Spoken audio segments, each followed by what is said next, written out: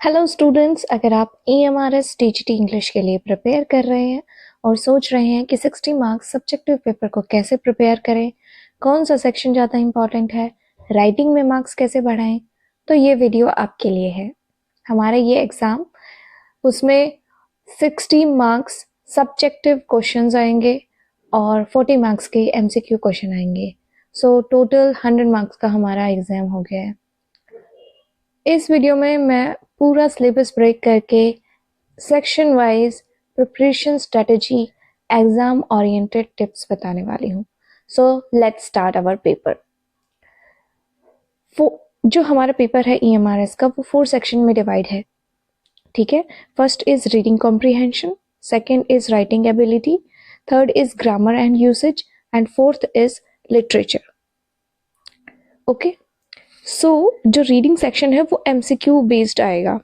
वो जो सेक्शन है वो उसमें मार्क्स 10 से 15 मार्क्स का ही स्कोर देंगे। वो एक पैसेज दे देंगे आपको और उसमें वो आपकी स्पीड और एक्यूरेसी को टेस्ट करेंगे। राइटिंग सेक्शन सब्जेक्टिव आएगा और 25 से 30 मार्क्स का होगा वो। ठीक है, उसमें आपकी फॉर्मेट और कोहेरेंस को चेक करेंगे।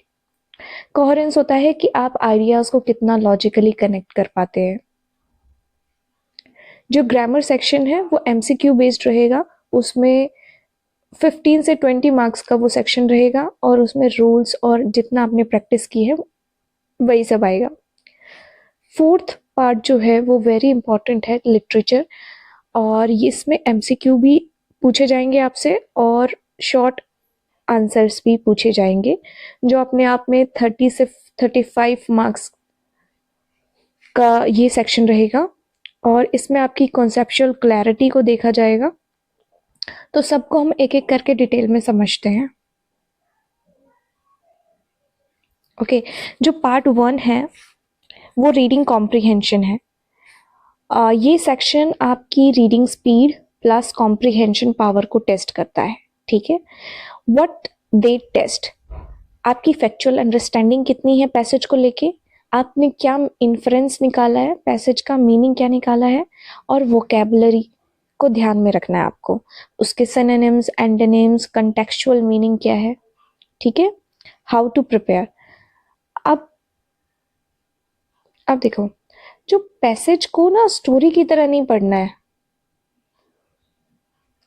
पैसेज को क्वेश्चन के पॉइंट ऑफ व्यू से पढ़ना है आपको। ओके, सो आपको डेली एक अनसीन पैसेज, डेली 150 वर्ड से 250 वर्ड्स तक का जो पैसेज होता है वो डेली एक प्रैक्टिस करना है। उसकी टाइम लिमिट, आपने आपको टाइम लिमिट में रखना है कि 5 से 8 मिनट में मैं इस पैसेज को सॉल्व कर पाऊँ। ठीक है, आपको फोकस करना है उसका सेंट्रल आइडिया क्या है पैसेज का, वो किस टोन में है, साइंटिफिक टोन है या फिर नॉर्मल टोन है, कोई स्टोरी इवेंट के ऊपर है, कोई रिसर्च के ऊपर है। ठीक है, आपको टोन देखनी है उसकी, और जो इन्फ्रेंस क्वेश्चंस, ठीक है, और क्वेश्चंस का मीनिंग क्या निकल रहा है, वर्ड मीनिंग को, वोकैबुलरी को ध्यान में रखना है। ठीक है, इसमें जो सोर्सेस है, आप प्रीवियस ईयर को सॉल्व कर सकते हो, DSSB में जो पैसेज आए हैं। ठीक है, आप इन सब का पैसेज सॉल्व कर सकते हो और ये बुक्स हैं, इनमें से भी आप पैसेज को पढ़ के सॉल्व कर सकते हो। ठीक है, अब टिप्स क्या है MCQ को, इसमें MCQ बेस्ड है ये, तो इसमें टिप्स ये है कि आपको इमोशनली रीड नहीं करना है पैसेज को, रीड लॉजिकली, और जो भी कीवर्ड्स है उनको अंडरलाइन करना है। ठीक है, जैसे पैसेज को स्टोरी की तरह नहीं पढ़ना है, क्वेश्चन के पॉइंट ऑफ व्यू से पढ़ना है आपको। Section B is writing ability, जो सब्जेक्टिव है। ठीक है, और ये वेरी इंपॉर्टेंट पार्ट है क्योंकि ये लिटरेचर के बाद दूसरा इंपॉर्टेंट है और ये सेक्शन ही आपकी रैंक को डिसाइड करेगा। यहाँ आपको सब्जेक्टिव आंसर राइटिंग करनी पड़ेगी। ओके, एक्सपेक्टेड क्वेश्चंस देखो, you will attempt 2 से 3 question such as notice, message, post card, report writing, article, debate, speech. आपको लेटर राइटिंग भी आ सकती है, एडिटर को लिखना है, कंप्लेंट लेटर लिखना है, रिक्वेस्ट लेटर लिखना है, पर्सनल जो इनफॉर्मल लेटर्स होते हैं वो भी आ सकते हैं। ठीक है, आपको इस सेक्शन से 2 से 3 क्वेश्चंस आपको अटेम्प्ट करने के आएंगे। वो किसी भी टॉपिक पे हो सकते हैं, ठीक है। ओके, अगर आप इस सेक्शन में अपने मार्क्स को बढ़ाना चाहते हैं तो सबसे पहले आपको फॉर्मेट को याद रखना है, ठीक है। और फॉर्मेट जो होता है वो सबसे बेस्ट फॉर्मेट सीबीएसई का फॉर्मेट होता है, ठीक है। तो जो सीबीएसई का फॉर्मेट है उसको स्ट्रिक्टली फॉलो करना है आपको। और इंट्रोडक्शन, बॉडी और कंक्लूजन ये सबसे इंपॉर्टेंट पार्ट होते हैं क्वेश्चंस को अटेम्प्ट करने के लिए। और अपनी लैंग्वेज को ना सिंपल एंड क्लियर रखना, ठीक है। फ्लॉवरी लैंग्वेज जो होती है और बुकिश लैंग्वेज जो होती है उसको अवॉइड करना है। और रेलेवेंट कंटेंट लिखना है, नॉट लॉन्ग कंटेंट, ठीक है। आपको डेली प्रैक्टिस करनी पड़ेगी शॉर्ट राइटिंग की, कि नोटिस कैसे लिखते हैं, मैसेज कैसे लिखते हैं, उसका फॉर्मेट याद करना पड़ेगा। और उसका बॉडी, इंट्रोडक्शन, बॉडी और कंक्लूजन भी आपको मेमोराइज करना पड़ेगा, ठीक है। मेमोराइज करो फॉर्मेट को।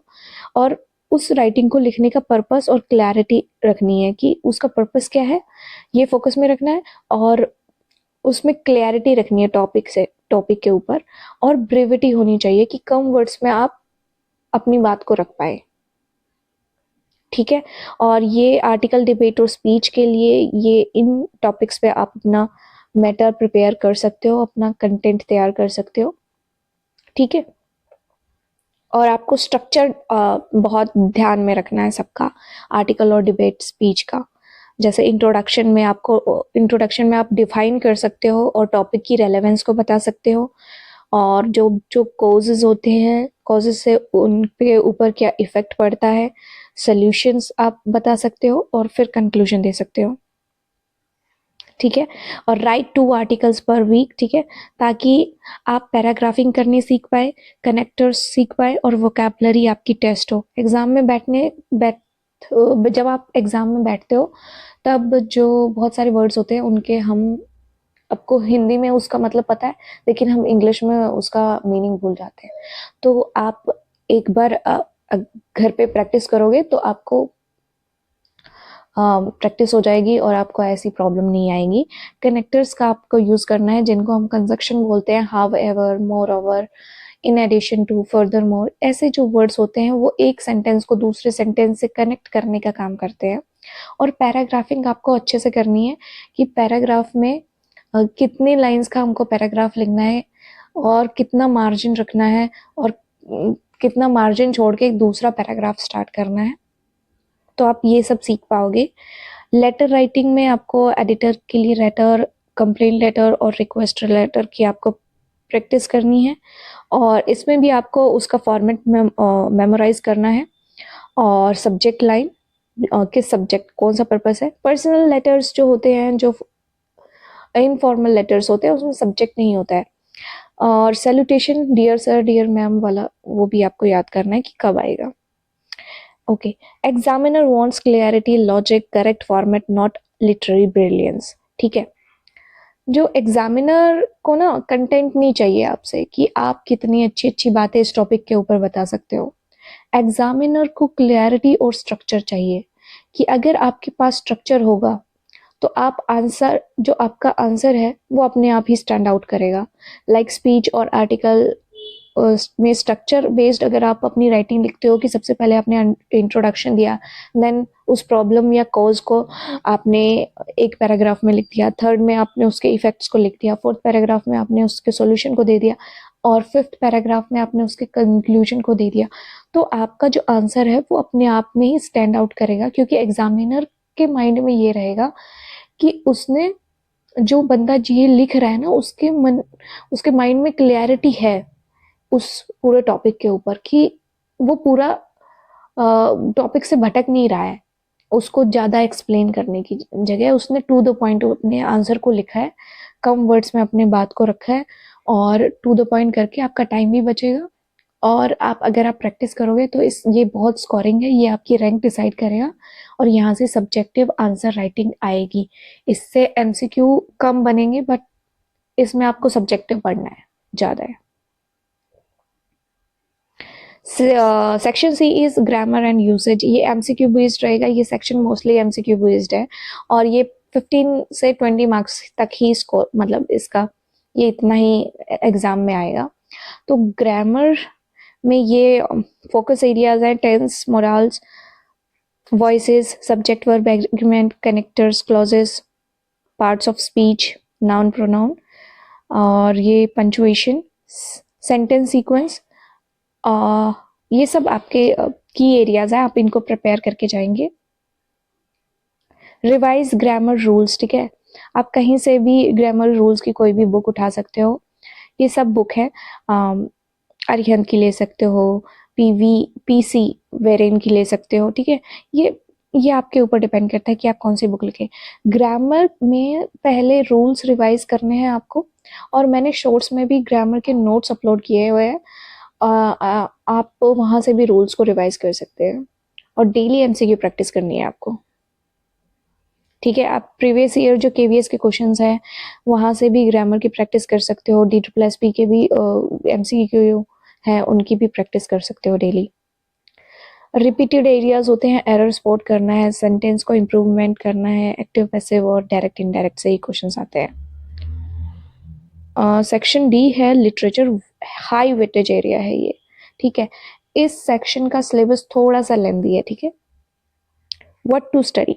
You don't need full text, only author, age, period, major works, themes, famous line, ठीक है। इसमें आपको पूरे टेक्स्ट नहीं पढ़ने हैं, बस ऑथर किस पीरियड से बिलोंग करता है, किस एज में था, रोमांटिक एज, विक्टोरियन एज, ठीक है, और उसके मेजर वर्क कौन कौन से हैं, उसके वर्क्स की थीम को आपको देखना है, क्योंकि इससे शॉर्ट आंसर टाइप क्वेश्चंस आएंगे। मस्ट प्रिपेयर, आपको शेक्सपियर को प्रिपेयर करके जाना है, उसके मेजर प्लेस, कॉमेडीज, ट्रेजेडी को प्रिपेयर करके जाना है, फेमस कैरेक्टर्स को प्रिपेयर करना है, और इंपॉर्टेंट कोटेशंस को भी याद रखना है। रोमांटिक पोइट्स में विलियम वर्ड्सवर्थ को प्रिपेयर करना है, वो एक नेचर पोइट थे। कीट्स ब्यूटी से रिलेटेड अपने पोएम्स लिखते थे। शैली में बहुत आइडियलिज्म था। कॉलरिज में super natural elements, कुबला Khan type जो उन्होंने वर्क्स लिखे हैं, उन्होंने सुपर नेचुरल एलिमेंट्स को ज़्यादा यूज़ किया है अपने वर्क्स में। और बायरन, डॉन जुआन में हीरोइज्म के बारे में ज़्यादा बात हुई है। तो प्रिपेयर 1 पेज नोट्स पर पोइट, ठीक है। एक पेज पे आपको पूरे जो भी मेन राइटर्स हैं उनके पूरा जो उन्होंने किस पीरियड से बिलोंग कर रहे हैं, कौन सा मेजर वर्क है, थीम्स क्या है, और जो ऑथर है वो उस जिस टाइम से पीरियड से है तो उसका थोड़ा पॉलिटिकल और सोशल कंटेक्स्ट भी आपको देखना है कि क्या उसको कंपेल कर रहा है ऐसी राइटिंग्स लिखने के लिए, ठीक है। अमेरिकन में Robert Frost, Walt Whitman, Emily Dickinson, Ernest Hemingway, G B Shaw, और इनकी थीम्स और इनके फेमस प्लेस को आपको माइंड में रखना है। इंडियन राइटिंग में आर के नारायण, मुल्कराज आनंद, Anita Desai, Vikram Seth, Ruskin bond, Nazim is equal, इन सब राइटर्स, ये बहुत फेमस राइटर्स हैं, इनको आपको प्रिपेयर करना है। और लिटरेचर से कैसे क्वेश्चंस आ सकते हैं, आपको एमसीक्यू भी आएंगे इससे और आंसर टाइप्स भी आएंगे। आपको मैच द फॉलोइंग भी आ सकता है, आपको आइडेंटिफाई भी करना आ सकता है कोई कोटेशन देके कि ये जो बात कही है ये किस राइटर्स ने कही है, कि अपने कौन से वर्क में कही है। इस पे क्वेश्चंस भी बन सकते हैं, और पीरियड बेस्ड एमसीक्यूज भी आ सकते हैं कि ये राइटर कौन से पीरियड से बिलोंग करता है। थीम बेस्ड क्वेश्चन भी आ सकते हैं, उसके वर्क की थीम के ऊपर आपसे क्वेश्चन पूछ रहे हैं, ठीक है। तो आप 3 से 4 घंटे डेली दे सकते हो। 30 मिनट आप ग्रामर को दे लो, 30 लिटरेचर, 30 मिनट राइटिंग प्रैक्टिस कर लो, 30 मिनट एमसीक्यू कर लो, ठीक है। वीकली आपको मॉक टेस्ट देने हैं, 3 आंसर राइटिंग ज़रूर करनी है आपको, और लिटरेचर के नोट्स को रिवाइज करना है। और आंसर राइटिंग में आप जो सब्जेक्टिव लिखेंगे ना, तो आप हेडिंग का यूज़ करेंगे, ठीक है। आपकी हेडिंग मेन रोल प्ले करेगी, ठीक है, क्योंकि जो एग्जामिनर है ना, वो आपके पूरे पैराग्राफ को नहीं पढ़ेगा, वो आपकी मेन हेडिंग को पढ़ेगा। वो आपकी क्लैरिटी को, थॉट्स ऑफ क्लैरिटी को देखेगा कि आपके थॉट्स में कितनी क्लैरिटी है। आपको साफ हैंडराइटिंग लिखनी है, आपकी हैंडराइटिंग नीट एंड क्लीन होनी चाहिए। आपको पता होना चाहिए कितना मार्जिन देना है, किस आंसर को मार्जिन छोड़ना है आपको, खिचड़ी नहीं पकानी है। डोंट ओवर राइटिंग नहीं करनी है, एक वर्ड्स के ऊपर बार बार वर्ड्स नहीं बनाने हैं। वर्ड लिमिट का ध्यान रखना है, stay with in the word limit, ठीक है। लिटरेचर में ना आपको टू द पॉइंट लिखने पर मार्क्स मिलेंगे, आप जितना ज़्यादा लिखेंगे उस पर मार्क्स नहीं मिलेंगे, लेकिन हिंदी में जितना आप एक्सप्लेन करते हो उस पर मार्क्स मिलते हैं, बट लिटरेचर में ऐसा नहीं होता, ठीक है। फाइनल एग्जाम स्ट्रेटजी ये है कि अटेम्प्ट श्योर एमसीक्यू फर्स्ट, जिस एमसीक्यू पे आप श्योर है उसको अटेम्प्ट पहले करना है। डोंट गेस ब्लाइंडली, गेस नहीं करना है, ठीक है। ब्लाइंडली गेस कर दिया और उसको अटेम्प्ट कर दिया, नहीं। सबसे पहले आपको जो जो क्वेश्चंस आते हैं आप उनको टिक करेंगे।